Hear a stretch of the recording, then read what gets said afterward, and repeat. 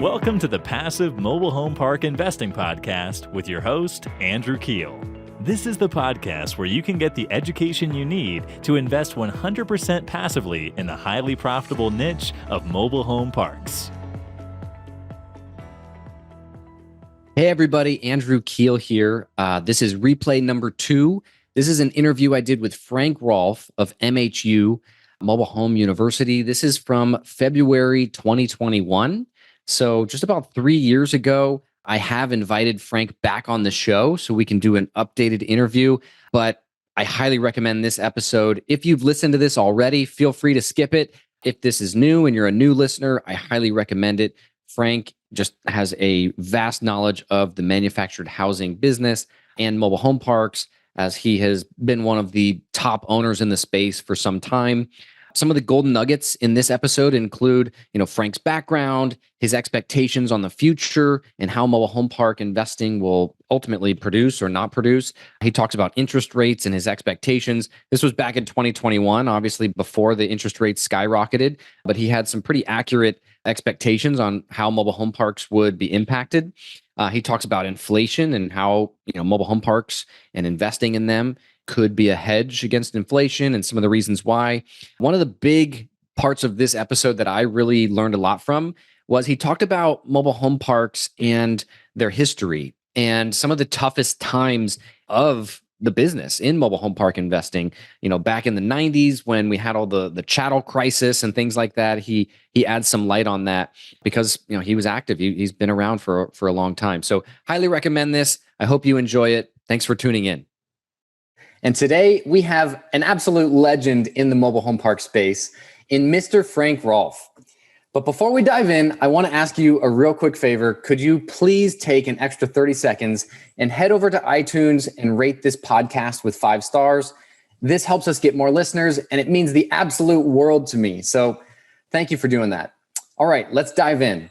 Frank Rolfe has been an investor in mobile home parks for almost 2 decades and has owned and operated hundreds of mobile home park communities during that time. He is currently ranked with his partner, Dave Reynolds, as the 5th largest mobile home park owner in the U.S., with over 250 communities spread out over 25 states. But it all began with one mobile home park, Glenhaven in Dallas, Texas. Frank is also a top educator in the space with Mobile Home University. Frank, welcome to the show. Andrew, thanks a lot for letting me be here. Awesome. Can you start out by telling us a little bit about your story and how you got into manufactured housing?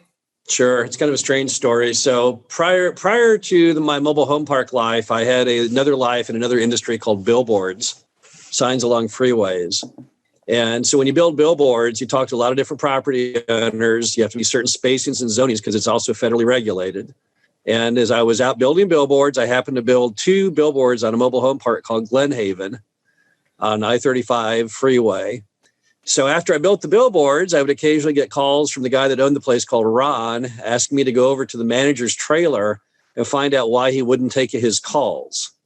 So since I was always out in the car, checking billboards, renting ad space, when I drove by Glenhaven, pull in, knock on the guy's trailer and say, Ron wanted me to come by and see why you will not answer the phone.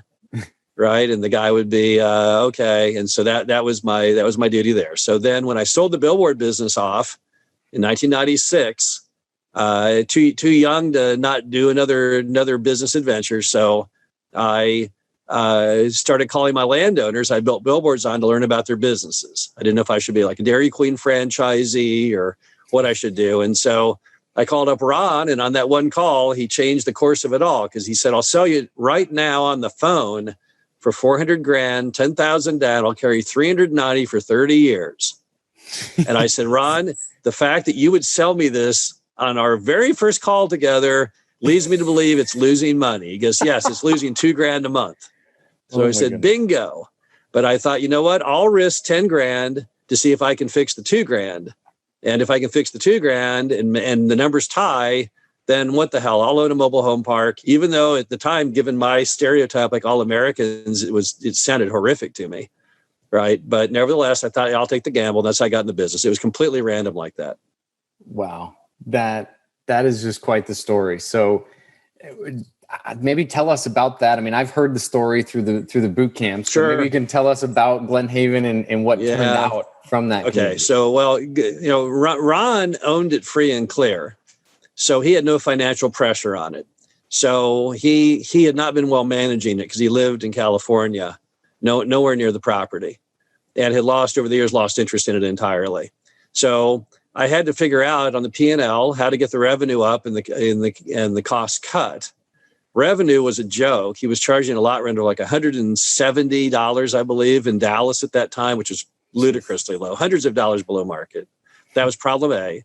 Problem B was that he had this insano cable thing going where he was paying full cable for every lot in the park, but he was half empty. So his cable bill was $2,000 something a month. And so I just turned it off. That's how I solved the $2,000. And then I got a humongous break on the revenue because I had half the lots to fill. They shut another mobile home park down in Dallas, downtown. And I went to the owner of the park and we cut a deal because he had to get the trailers moved out as part of his agreement with Dallas to rezone it to build a Home Depot. So he sent the people my way. And I didn't get Glenhaven completely full in the one transaction, but really close. I took like 30 families. Wow. So suddenly my numbers are working. I got enough revenue. I've cut the costs. It's working. And I decided maybe mobile home parks are a new adventure for me. My turn on was the seller financing. That was a huge turn on. I was also turned on by the fact that they were so bungly mismanaged, my moms and pops, that maybe it was a very inefficient market and I could buy things insanely cheap. And that's how I got involved in it. On the front end, it wasn't because I had any great love or dream of being in the affordable housing space. It was purely mathematical, purely economic. I just saw an opportunity there, and that's what I did. That's fantastic. Let me ask you this, Frank. What are the most important things passive investors need to look out for when investing into mobile home parks? Well, the key drivers of mobile home parks are pretty simple. It's a very simple business model, right? And the sum of the parts, I put it in the acronym of IDEAL. Infrastructure, you need to have good roads, good water, good sewer, good power, good gas, good everything like that, because you can't survive if you can't deliver utilities to the customers. And then you got to have the correct density so that the fire marshal doesn't shut you down and that people want to live there. You got to have good economics, obviously, or you wouldn't want it. The age of homes needs to be a nice variation of ages so that the majority are paid in full.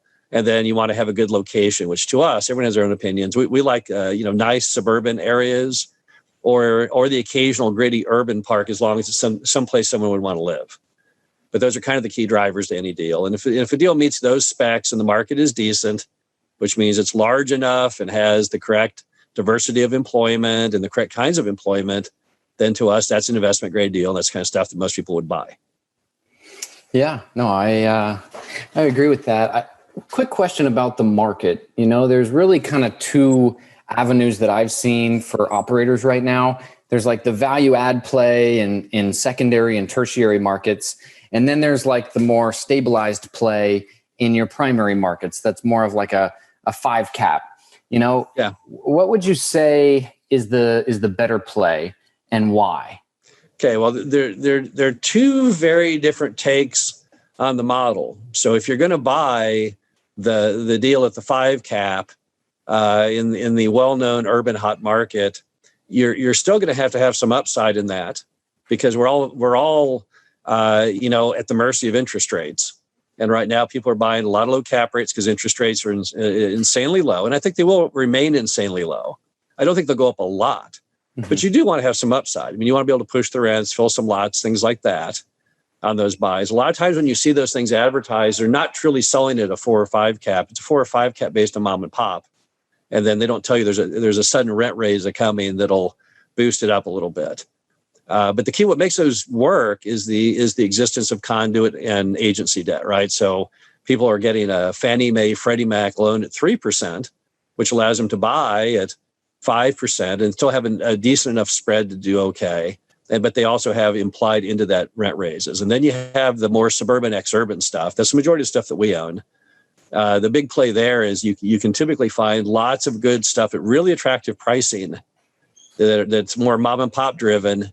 If you get outside of the sometimes overheated hot markets, right? So if you look at our holdings, we're in a few hot markets, but we're in other really boring places like the St. Louis Metro, Kansas City Metro, places that are flyover states, off the chart. Nobody cares. Doesn't have a TV show. There's no Housewives of St. Louis show I've seen out there.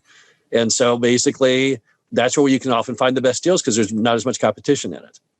So, but both models are basically sound if you do it correctly. Okay. And I think, the time horizon is what the big differential is, right? Like the value add deal that you can infill and you can sub-meter water, sewer, and your rent increases are probably going to be slower, in a Midwestern type of market versus a hot market like, say Austin, Texas, where, right. You could raise rents faster, but, your time horizon may be 10 years instead of getting it to a 10 cap year 2, right?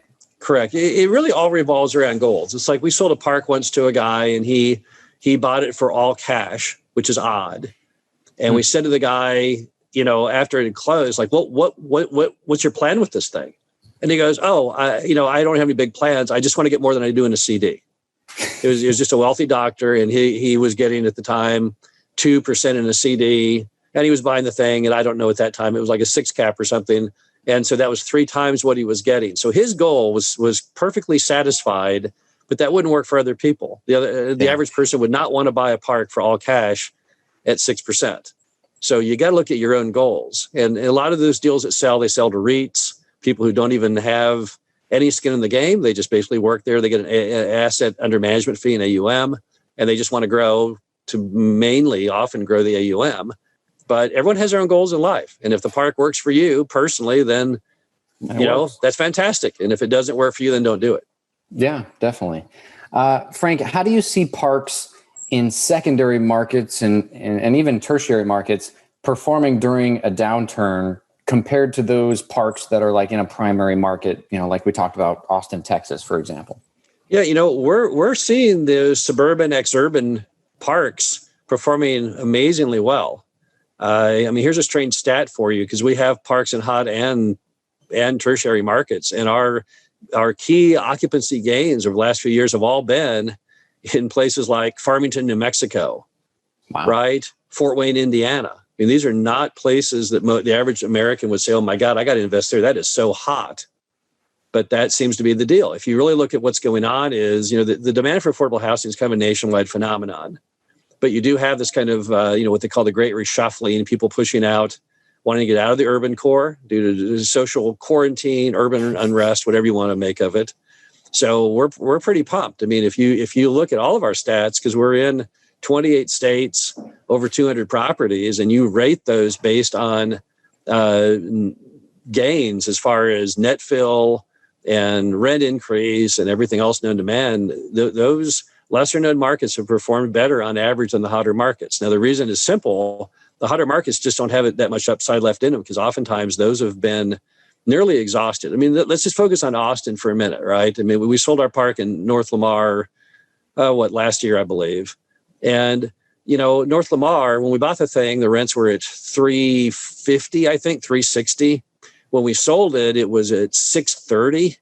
Wow. And upon the tenants buying it, Austin kicked in the money and the tenants bought it from us using a company called ROC. The very first thing they did is they raised the rents again, I think, to $680. Wow. When you're at a $680 rent in a high density urban park like that, I don't know where you're heading with that. Yeah. And so I'd rather be in a park in Omaha, Nebraska at a $300 rent than in Austin, Texas at a $680 rent. And so we're probably more bullish on those more off the grid markets because again, at the end of the day, it's income property, right? The top.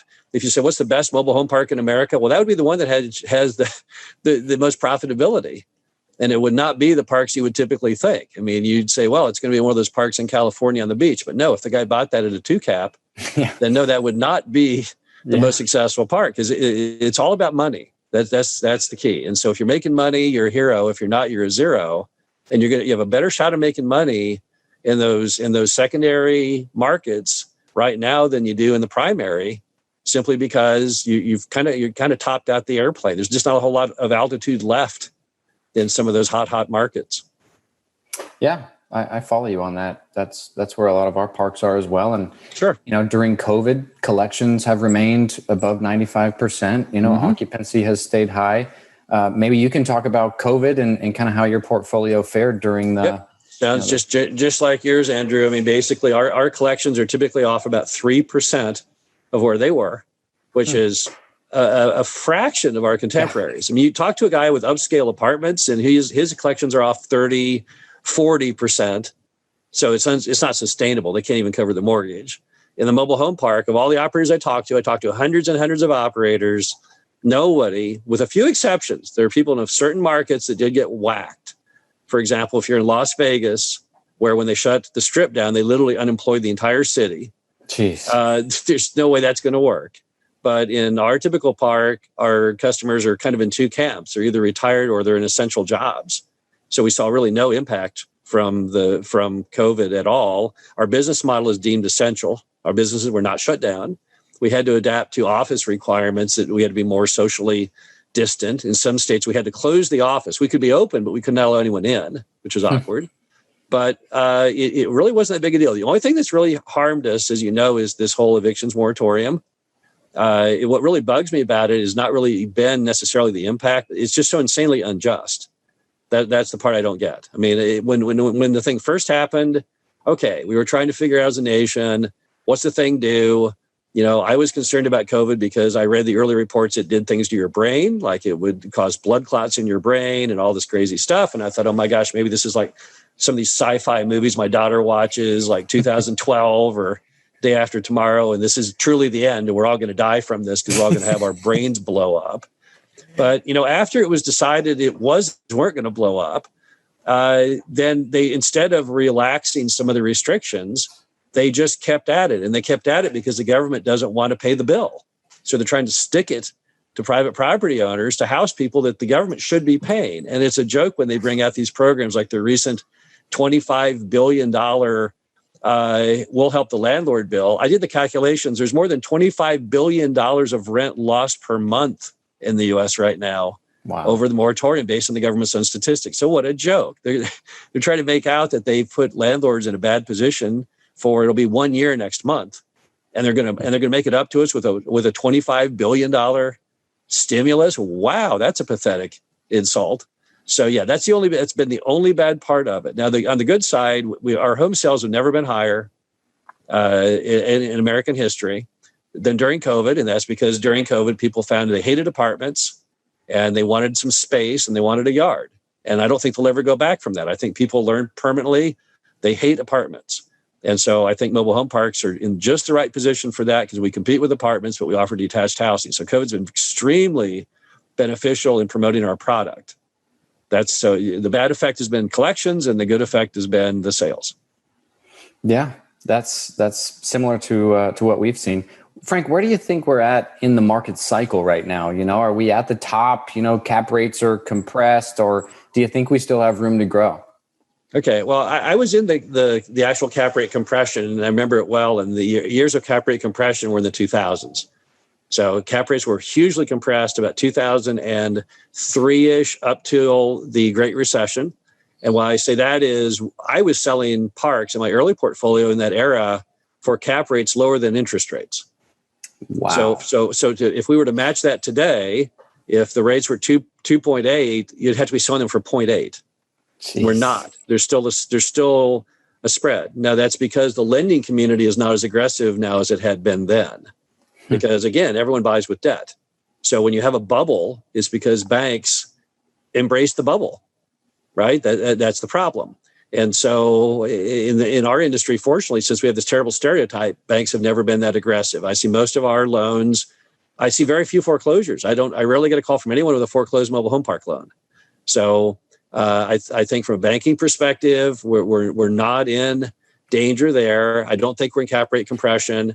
I think the biggest thing you're going to see is, you're in this current cage fight between socialism and capitalism. And you have a lot of states that want to stick it to those who house anyone to do their work for them. So since Section 8 is bankrupt, they can only take 20% of the applicants. They're trying to figure out ways to make private property owners a player. And again, we don't want to be involved in. I care nothing about this socialism, capitalism, cage fight. It's not my business. I'm a mobile home park owner. But, there may be states going forward, blue states particularly, that seize upon rent control. We saw that the last few years. Saw it in Oregon, saw it in New York. So I see that is a danger to the industry.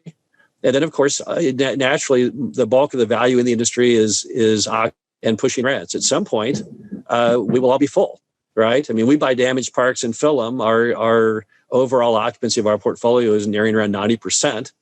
When we bought it, it was far, far less. And at some point in the near future, we'll be at 100%. So then there won't be any further opportunity in filling lots. And then on the rents, at some point, we'll all hit a rent that we all perceive as being as high as it can justifiably be, and that shuts down. So we're nowhere at the top of the market, still plenty of opportunity, but at some point, all those will come together, and then the industry will change enormously. And I think you'll then see a whole lot of consolidation because the players will be seeking lower yields, but they'll be willing to buy because the stuff will be in a better quality. So I don't know.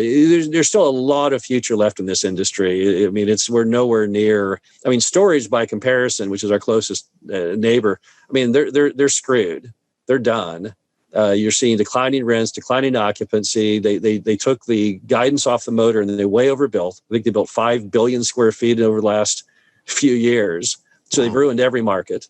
So if I was a storage investor, I'd say, oh my gosh, this is a terrible time to buy. We're all going to die unless you buy storage out in suburban areas. But in our industry, I don't have that feeling at all. I mean, even in Austin, Texas, there's still opportunities to buy stuff and make money with it. But at the same time, we all have to acknowledge it doesn't go on forever. So we're not at the end of the cycle, but we're much farther into the cycle than you would have been if you were buying parks 10 or 20 years ago. Yeah, totally. And maybe you could tell us about that, Frank. How different is the business now compared to when you started? What are the main things that have changed? Okay, well, when I started in the mid-'90s, which my partner Dave also started then, as did Sam Zell. Sam Zell got in the business, I think, in 95. Wow. In the 90s, banking didn't exist. That was the first difference between then and now. You'd take a park to a bank and they just laugh at you. So it was all seller carry in the 90s. Unless you had an amazing banking relationship, it didn't exist. There was no Fannie Freddie back then for parks, and conduit didn't really give a rat's rear. And then so that was problem one. Problem two, since there was no banking, the industry was much more Wild West free for all. People were buying and selling parks with deficient utilities, bad roads, things you could never get away with today. There was no governance. There was no appraisals. It was literally the Wild West. So, some survived, some died.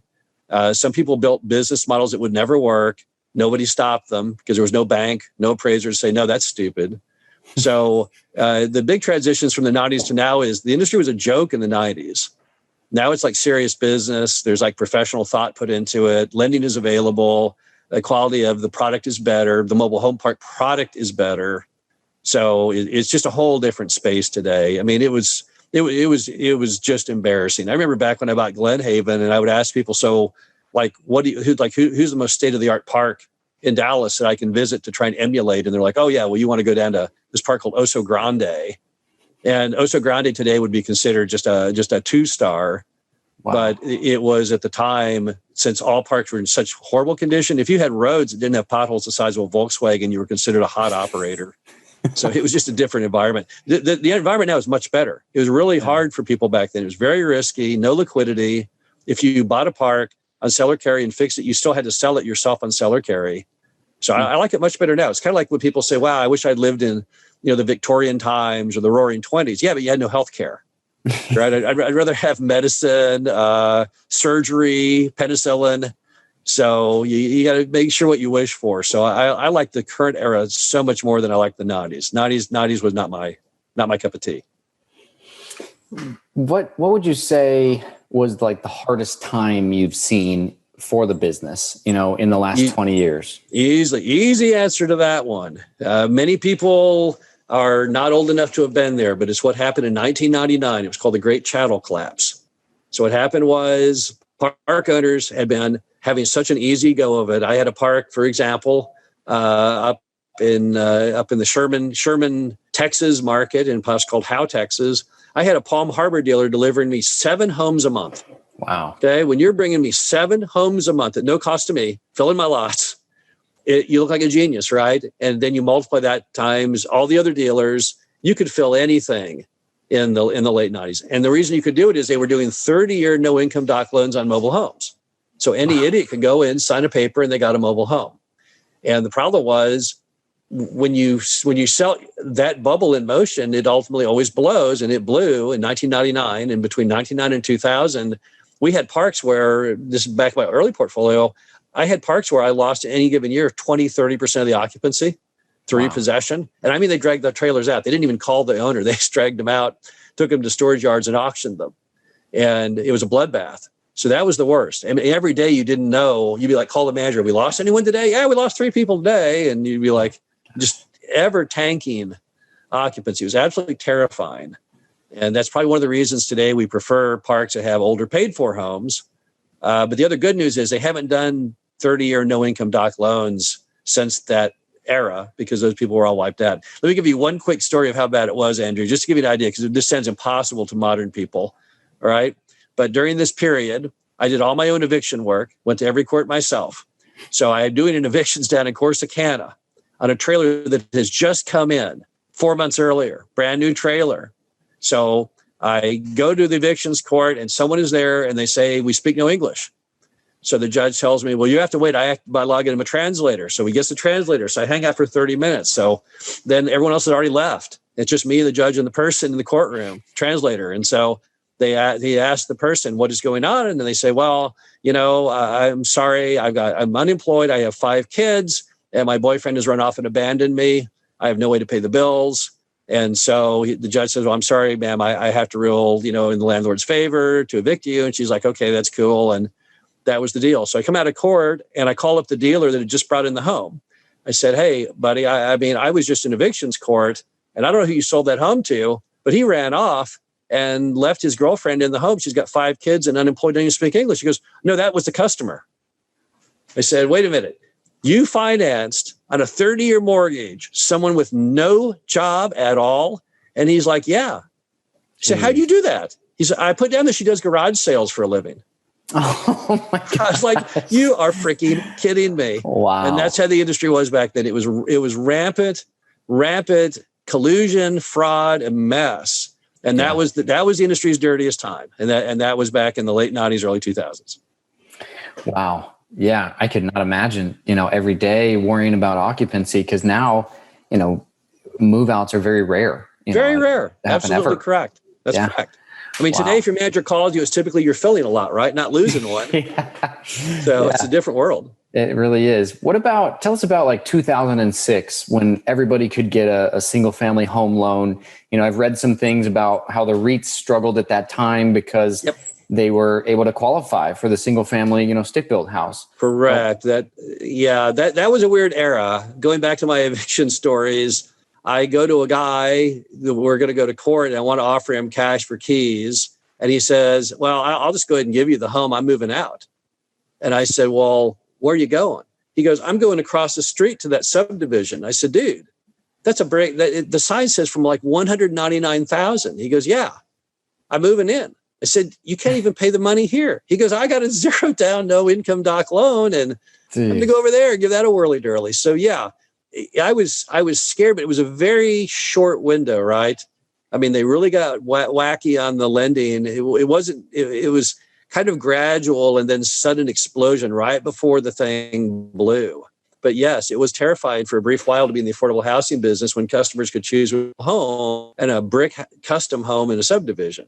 But that was another bubble that blew, and I don't see that repeating itself. And how did the parks do? Was it an exodus? They did pretty well, actually, because the problem was even in the no income doc era with the single family, you still had to have some things going your way, like the ability to have good BS skills. And I mean, even though it was no income documentation 0 down, you had to have at least enough minimum people skills, dress appropriately. There were a few items required that they couldn't come up with. I mean, there were still some cash items you had to have to buy it. You had to have closing costs, and many park residents did not have that. Now, that's because I have always served the affordable housing side. So it's people with the lowest incomes. But I imagine there's many park operators at that time who were trying to sell $40,000 and $50,000 mobile homes to people driving Hondas. And yeah, they'd all go to the stick-built thing. So I don't think I hit the brunt of that. I mean, there were probably markets that were much more bloodied. Like I imagine Denver, for example, where housing prices are high, the people typically have higher credit. If you were in that market, yeah, I could see you getting whacked, but I was insulated to some degree. That's good. You know, a lot of people may not know that you studied economics at Stanford. Correct. And, you know, we're kind of in an interesting time right now with all this government stimulus and things going on. You know, how do you think mobile home parks would fare if there's a huge amount of inflation? Or what if the U.S. dollar is no longer the reserve currency? You know, how do you think mobile home parks would fare? Well, you know, again, being a student of economics and a voracious reader today of economic items, the best thing to be in inflation, regular inflation or hyperinflation, is in fact real estate. Real estate and gold have been the gold standard of the inflation hedge. Right. So that's what people gravitate into. So I'm not worried about mobile home parks from an inflation perspective. Where I'm puzzled in the whole economics is there are so many apparent bubbles right now in the securities industry, namely the stock market and the bond market. It makes no sense. Right. I mean, you've got companies like Tesla, and I know everyone thinks it's kind of cool. Their new Cybertruck is neato looking, but you can't get rid of the simple fact that business is about money. The valuations are about money. And then Mark Cuban gave this bizarre economic quote recently that those don't matter anymore. We've entered a new era. All that matters is what people think things are worth. So now he's wanting us to all unhook from the whole idea of businesses making money, that be part of the valuation. And that, to me, that's instant bubble. So when you lose all moorings, when you just let go of all the ropes off the dock and you just float out to sea on that principle, you're going to die. And that's why every day I expect the market to fall 10,000 points or 20,000 points. I'm not sure if it fell 20,000 points. It was still tied back to the old days of PE ratios, which traditionally was based on, a 10 was considered a normal. Today, that number is 100? And in the case of things like Amazon and Tesla, it's in the thousands. And it makes, so as an economist, I would rate that as my number one concern. My number two concern is just the national debt. I mean, we don't seem to have any feeling of guilt at all about borrowing trillions and trillions of dollars. I mean, it's wacky. I remember back in the days of Clinton, who was a Democrat, and we actually had a surplus during that period because we all thought as a nation we're supposed to not have debt. And now we've gotten debt crazy. And economically, debt crazy has never had a good ending in all of the years of economics. The other thing I also will point out as an economics person, which anyone who studied economics in college knows, all economic crashes have occurred, or all the big ones have occurred within the first year of a new presidential term. And I think a lot of people thought that it was last year that we were broken the cycle. No. It wasn't. I mean, last year was a precursor, but it didn't do the damage where it needed to be. The stock market did decline. It came roaring back. Home prices have come roaring back. Right now, you have every bubble of my lifetime at the same time. You have massive stocks, massively overvalued single family, massively overvalued everything, and something's going to blow. And I don't know what the trigger event will be, but I think the worst is still yet to come in the very near future. I would imagine sometime this year or worst case next year. And in fact, if you look at economists, 80-something% of all world economists are predicting the same thing. So maybe we all went to economic school at the same spot at the same moment in time. Maybe we have a new world order that Mark Cuban is secretly heading up behind the scenes, but math is math. And when you take, that's why, Unger, Warren Buffett's partner, recently said this is the scariest moment in American history economically, because none of the charts, the graphs, the science is all completely unhinged. Yeah. So, we're all driving. The U.S. is now driving a car with all the lug nuts missing, with all the tires completely bald, going on a 1-inch thick sheet of ice, and we're all pretending like everything's going good, and it isn't. And at some point, the car is going to blow the tire will fall off, slide across the ice, and that's why I'm very comfortable with mobile home parks, because to me, it's a gigantic contrarian hedge, and that's why I'm still very happy in that industry, because I feel like if I have to be in something, I prefer real estate to gold, because gold is not income producing. So to me, that's an easy choice. And in the real estate sector, clearly, particularly after COVID, mobile home parks are the best you can do. I mean, it's just not because I'm in it. That's just the way the movie ended, which no one would have anticipated, 2 years ago. 2 years ago, in the rankings of real estate, mobile home park owners were considered trim. But now that retail, office, lodging have all been destroyed, and even apartments to some degree, we look at like utter geniuses out of sheer and utter luck. So I'm very, very happy being in the mobile home park business. Wow, you just dropped some golden nuggets there. I mean, somebody needed to hear that has been, taking some riskier bets. So I couldn't agree with you more. I follow Ray Dalio, and he's been saying we're on the verge of a civil war for quite a while now. Let me give you my quick opinion on that. All right. Because again, I ponder on all kinds of things. You're not on the brink of any kind of civil war. What's happening is, Europe is kind of like America, right? But they're all separate countries. You've got, England and you've got France, but they're the size of states. And that's how the U.S. has become. We're not really a nation of states. It's just basically, we're just a bunch of countries. Yeah. And I live in Missouri, and Missouri as a country has nothing to do with California as a country. And I see going forward what will be more important to people rather than living in a nation, we live in what state you're in. And the states are going to become extremely more divergent in their laws, their taxation system, all kinds of items. So you really need to match. If there's something people should be thinking about beyond mobile home parks, think about where you're living. I mean, if you don't align with your state's values, if you say, no, the state is not doing what I like, you might want to consider getting the heck out of there. You've seen that recently, right? You've seen Elon Musk, who was a huge fan of California, loved California, wrote articles on how much California was the greatest place in the world. And what did he do? He moved down to Austin. Right. So because he saw the bigger picture, which is that over time, the states, people will, even where I'm in Missouri, we don't really care about national news at this point.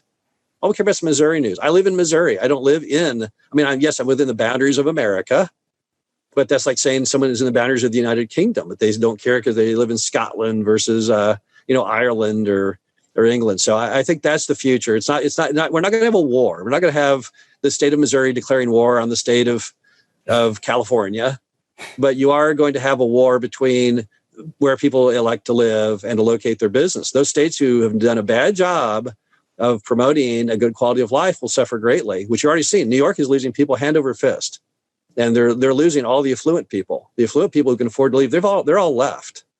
The problem is they're not coming back.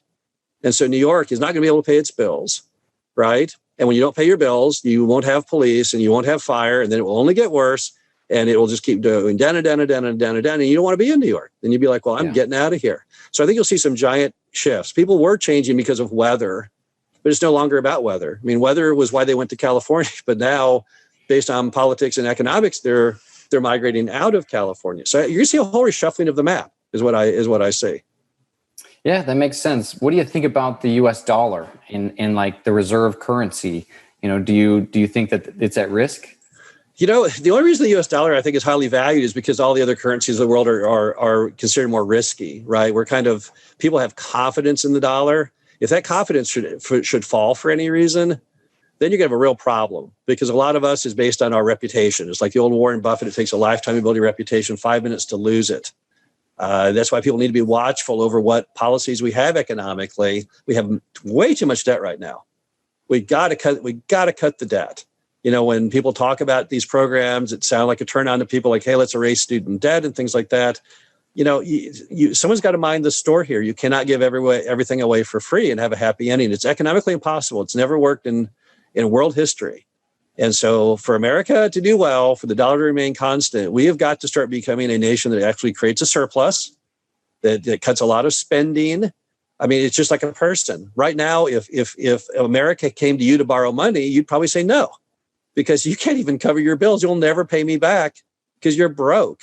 And I think more people need to realize that in the government and voters, and we got to change our path, because we cannot go on like this. You cannot balloon from 20 trillion of debt to 40 trillion to 100 trillion and just imagine somehow it all works in the end. It has never worked in the end. I think the other problem is you have most of the politicians today are very, very old, right? I mean, an 80-year-old person does not really have skin in the game because they're already at their effective end of their life cycle.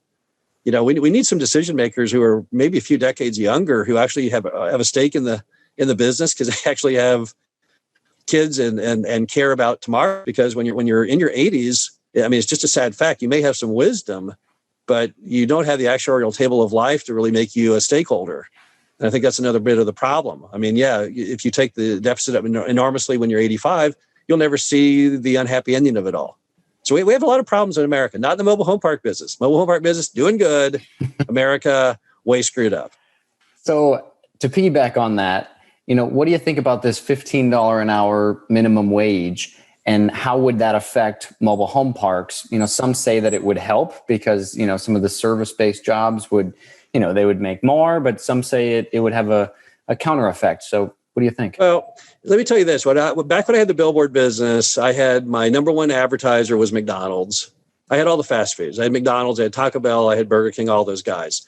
And over the years, 15 years of working with them, I learned a lot about their businesses. I would learn like what products were profitable. That's what we would promote on the sign. I learned when those products were profitable, what the price points were, and all that stuff. And in a McDonald's, for example, typical McDonald's has often 60 employees. Some of them have more than that. But they come in two categories: the adults who are there full-time and the part-time kids, right? And McDonald's likes the part-time kids because it gets them involved in the community. They don't really need all those teenagers. They do it to be nice. And since they're doing it to be nice, you need a minimum wage that's reasonably low, or they won't have that opportunity. So, if you raise minimum wage, I can tell you exactly what will happen. They'll cut all of that temp labor. They'll keep all the adults who can run it without those teenagers. Have you ever looked at a McDonald's window? You see all these teenagers standing around at the drive-through window late at night. They don't need those kids. They could let 3 or 4 of them gone. And so that will be the hard decision. I think people don't understand the ramifications of this. If you raise minimum wage, a lot of people are going to be hurt. And it's a terrible idea.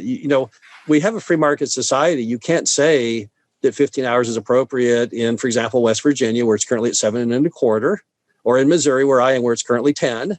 You have to let the state set that. I think, going back to my earlier comment, that actually is part of this civil war between the states. If you raise minimum wage, it makes employment more costly to factories looking to relocate from some of the states that have high wage. That's what they're trying to actually do, in my opinion. Because if you look at the truth, which is a lot of manufacturers move to the Southeast because of low labor cost. Well, I know, let's jack up the labor cost, and they won't leave California to move to Texas because they'll say, oh, well, it's the same cost if I move. So I think there's all kinds of inherent evil in that plan. I know people will say, well, that's terrible, that people need to earn more. No, the free market's done a perfectly fine job with that. And I think the downside of it is far greater than any upside. I don't think the nation needs to set levels for states. I totally agree with you. So I would assume that means that you think it would be a negative effect on mobile home parks. Ultimately. No, because my customers are not teenagers. My customers are adults. So what you're going to have is the adults that are not making $15 an hour working at Taco Bell. Well, they're going to see a certain hike. And they're also going to see an elevation of their status because now they're a more important worker because they don't have those 3 extra teenagers. They just have Larry. And Larry is considered now by the owner a much more important team member. So I think it will actually help mobile home parks. What I'm saying is for the nation, because I wear 2 hats. I'm in the mobile home park business, but I also live in the United States. The nation's going to get whacked with that policy. And people will look back and say that was the worst thing anyone ever did. And then they'll have to try and undo it. Then it'll be torturous trying to undo it. Yeah. I think that's another case of people are not looking at the overall impact. It's a feel-good soundbite to some people, but those people don't know anything about business or economics or anything. So I don't trust their opinion because it's not going to work good. Yeah, I agree with you. Well, Frank, this has been an amazing interview. I'm sure we could talk for another couple hours. Oh, easily. We could go on for days, in fact. Yeah. I wanted to ask, if there's a listener out there that would like to get a hold of you, what is the best way for them to do so? Sure. If you just go to MHU.com, you'll find me all over that thing. It's got all of our contact, everything on there. So that's just the easiest way.